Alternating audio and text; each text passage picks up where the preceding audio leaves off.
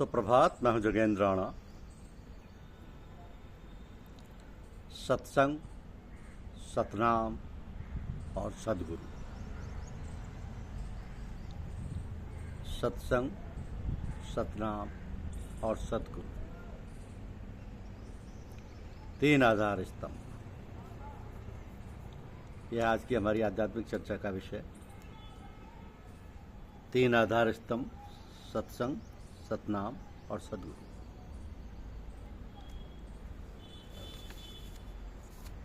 देखिए, जीवन को सार्थक और सदुपयोगी बनाने के लिए आवश्यक है कि किसी महापुरुष को पथ प्रदर्शक या गुरु के रूप में धारण किया जाए।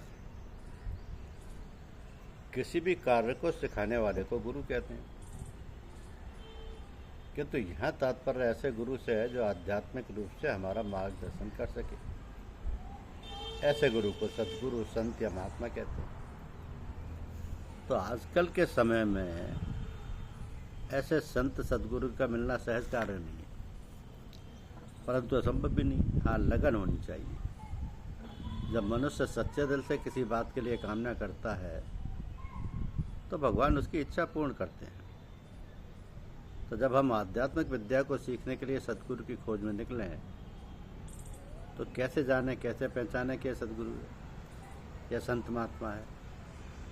ये बात बड़े पते की है और ये काम सबके बलबूते का है भी नहीं।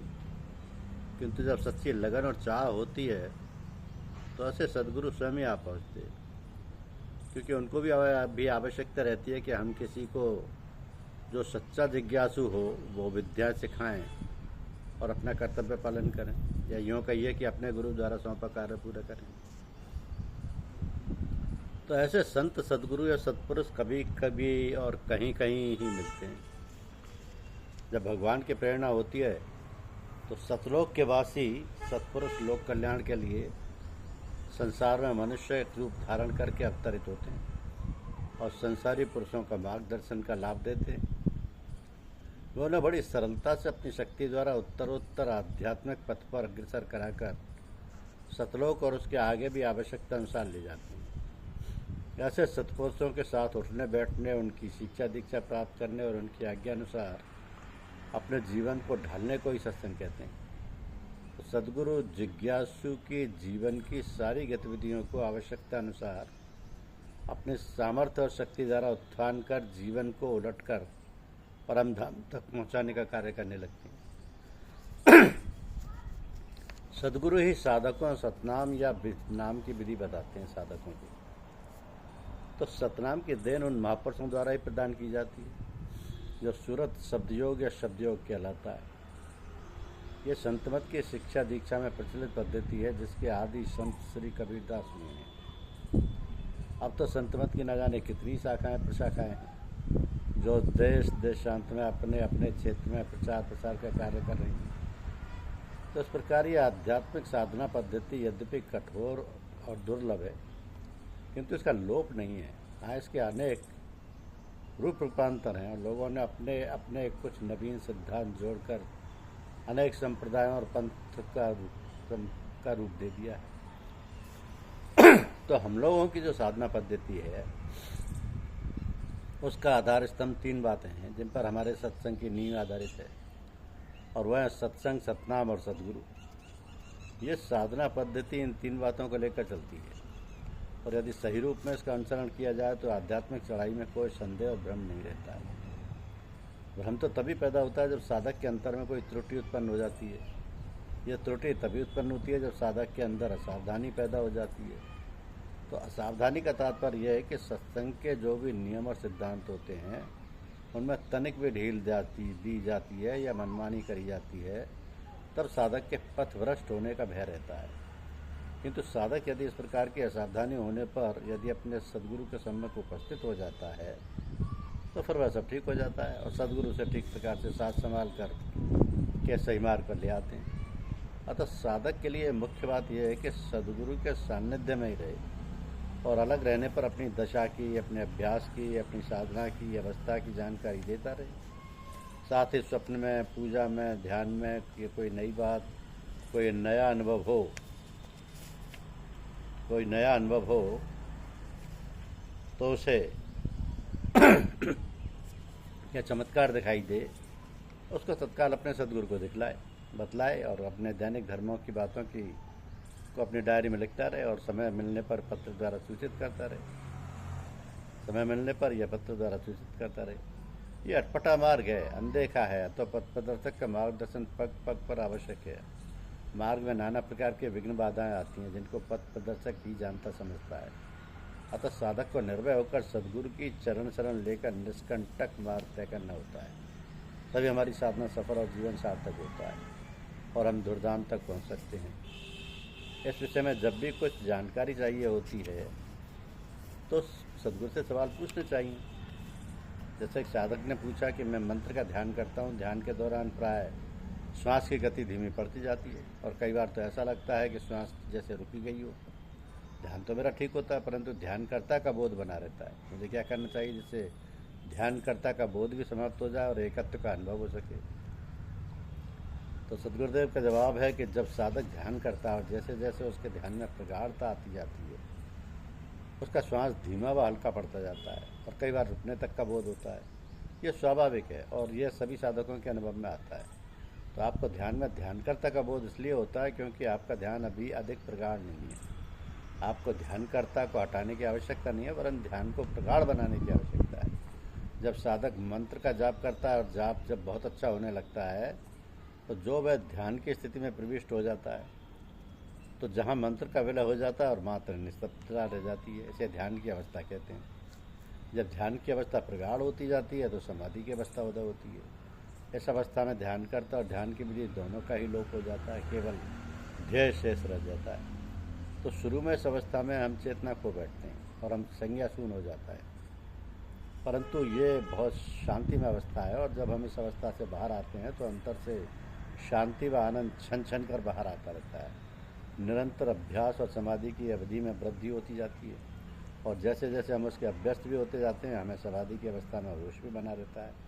ये सच्ची समाधि की स्थिति है। इस स्थिति में उस एकत्व का बोध होता है जिसे आप पाना चाहते हैं, परंतु यह स्थिति दीर्घकालिक अभ्यास के बाद ही आती है। एक साधक पूछते हैं कि एक दिन में कितनी देर ध्यान करना चाहिए? हमें कहा जाता है कि आधा घंटा सुबह व आधा घंटा शाम को करना पर्याप्त है। क्या आप इससे सहमत हैं?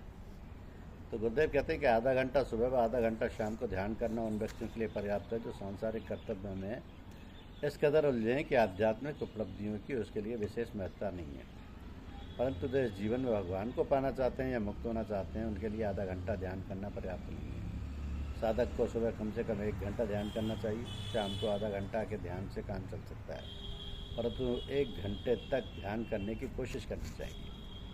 साधना को ऊंची अवस्थाओं में सुबह एक आसन में 3 घंटे बैठकर ध्यान करना चाहिए। हमारे शास्त्रों में कहा गया है कि जो साधक एक आसन में 3 घंटे आसानी से बैठकर ध्यान कर सकता है, वह जीवन मरण के चक्कर से बाहर निकल जाता है। अपने अंतर में गहराई में बैठने के लिए लंबे समय तक ध्यान करना आवश्यक है, परंतु ध्यान की अवधि धीरे धीरे बढ़ाना चाहिए और जल्दबाजी नहीं करनी चाहिए। आप प्रारंभ आधा घंटा से ही करें। जब आधा घंटा ध्यान आराम से होने लगे तो उसकी अवधि 10-15 मिनट बढ़ा दें। जब बड़ी अवधि में ध्यान आराम से होने लगे तो कुछ महीनों के बाद फिर उसकी अवधि 10-15 मिनट बढ़ा दें। इस प्रकार धीरे धीरे बिना किसी जोर जबरदस्ती के ध्यान की अवधि बढ़ाते रहें। हाँ, एक बात का विशेष ख्याल रखें कि ध्यान प्रतिदिन उतना ही करें जितना आपने निर्धारित किया है, कम या ज़्यादा ना करें। यदि आप निर्धारित अवधि तक ध्यान नहीं करेंगे तो मन कम समय तक ध्यान करने का कुछ न कुछ बहाना ढूंढ ही लेगा और कभी कभी तो नागा भी करवा देगा। तो साधक को इन युक्तियों से बराबर सावधान रहना चाहिए। साथ ही यदि प्रतिदिन एक ही समय पर एक ही स्थान पर ध्यान करें तो और अच्छा होता है। ये नियम गृहस्थ और सन्यासी सबों पर लागू होते हैं। एक गृहस्थ को अपने सभी कर्तव्यों का पालन करते हुए मुक्ति की ओर अग्रसर होना है। एक गृहस्थ के लिए आवश्यक है कि वह अपनी परिस्थितियों के प्रति स्वस्थ दृष्टिकोण विकसित करे और यह सोचे जो भी परिस्थितियाँ उसके समक्ष आ रही हैं उनके भले के लिए ही हैं। जो भी अच्छी या बुरी वांछनीय परिस्थितियाँ उसके समक्ष आती हैं वो उसके पूर्व कर्मों का फल ही हैं और उन्हें भोग कर ही उनसे मुक्ति पाई जा सकती है। तो एक गृहस्थ साधक को ब्रह्मचर्य का भी पालन करना चाहिए। इस विषय में अति करना भी आध्यात्मिक प्रगति में बाधक है। ये कहा जाता है कि संत महात्मा शांति के संस्कार पैदा कर सकते हैं और सांसारिक संस्कारों को साफ कर सकते हैं। क्या ये सच है? और ये करवाने के लिए क्या करना चाहिए? गुरुदेव कहते हैं कि सच है कि संत सांसारिक संस्कारों को साफ करके शांति और आनंद के संस्कार बना सकते हैं। इसके लिए संत महापुरुषों का साथ करना चाहिए। साधक यदि संत के सानिध्य में खाली व एकाग्र होकर बैठता है तो उसके दिल व दिमाग पर अनूठा प्रभाव पड़ता है। संतों से सदा प्रभावित होने वाली आत्मधार साधक के अंतर में प्रविष्ट होकर विचारों को व संस्कारों को नष्ट कर देती है और मन को अंतर्मुखी कर आत्मिक आनंद का भान करा देती है। तो हमारे मत में जिसे संतमत कहा जाता है, साधक अपने प्रयास और गुरु कृपा के मनन से आध्यात्मिक प्रगति करता है। गुरु तवज्जो देकर साधक के मन की गंदगी को साफ करता है, उसके मन के आवरण को दूर करता है, उसे नई आध्यात्मिक अवस्थाओं का अनुभव कराता है। ये परिवर्तन गुरु के सानिध्य में तेजी से होते हैं, परंतु गुरु से स्नेह संबंध बना रहे तो दूर जाने पर भी आंतरिक सहायता मिलती रहती है। साधक का यह प्रयास होता है कि वह अपने अंतर में ही हो रहे इन परिवर्तनों को अपनी चेतना में रसा बसा ले। ऐसे एक उदाहरण के माध्यम से समझा जा सकता है कि एक धोबी आपके कपड़ों को धोकर साफ सुथरा कर सकता है, परंतु उन्हें जल्दी ही फिर ना गंदे होने देना आपके ऊपर है। शुद्ध पवित्र जीवन यापन करके, यम नियम का पालन करके, नियमित ध्यान करके हम सत्संग के प्रभाव को अधिक समय तक अपने अंदर बनाए रख सकते हैं। तो साधक को सांसारिक व्यक्तियों से अनावश्यक मिलना जुलना नहीं चाहिए, क्योंकि ऐसे मेलजोल से मन पर बुरे प्रभाव पड़ सकते हैं, जिससे साधना में बाधा पड़ जाए। हमें उनसे उतना ही मिलना चाहिए जितना आवश्यक हो, उससे अधिक नहीं। जब लोगों से मिलना भी पड़े तो ख्याल में रहे उस समय या तो साधना ध्यानावस्था बनाए रखे या गुरु का स्मरण बनाए रखे। जब आप ख्याल का आवरण बनाकर दूसरों से मिलते हैं तो उनके दुष्प्रभाव से बचे रहते हैं। हाँ, हम ख्याल लोगों से मेलजोल बढ़ाना चाहिए, इससे ईश्वर प्रेम में अभिवृद्धि होती है और सबसे अच्छा सत्पुरुषों का सानिध्य जो अपने आप को परमात्मा में लेकर चुके हैं। तो साधकों को बहुत किताबें भी नहीं पढ़नी चाहिए, क्योंकि ज़्यादा किताबें पढ़ने से मन कंफ्यूज हो जाता है। जिस रास्ते पर वो चल रहा है उसके प्रति उसे अश्रद्धा पैदा हो जाती है। एक साधक को संस्था के कार्यों में भी अपने को अनावश्यक व्यस्त नहीं करने देना चाहिए। इसके बजाय अपनी साधना पर अधिक ध्यान देना चाहिए। हजार तारागणों से अधिक प्रकाश अकेला चंद्रमा ही पृथ्वी को दे देता है। एक और ध्यान देने योग्य बात यह है कि खाना खाते समय ध्यानावस्था बनाए रखें, या गुरुदेव या भगवान के स्मरण में खाना खाएं। खाना धीमे धीमे खाएं। ऐसा करने से शुद्ध विचार भोजन में प्रविष्ट हो जाते हैं और ऐसे भोजन का रस शरीर व मन का शुद्धिकरण करता है। और कोशिश तो हमें ये करनी चाहिए कि हम राम का स्मरण हर समय बनाए रखें। हम राम में होकर रहें, राम में होकर पिएं, राम में होकर सब काम करें और राम में होकर ही सोएं। ऐसा करने से राम हम में और हम राम में लय हो जाएंगे।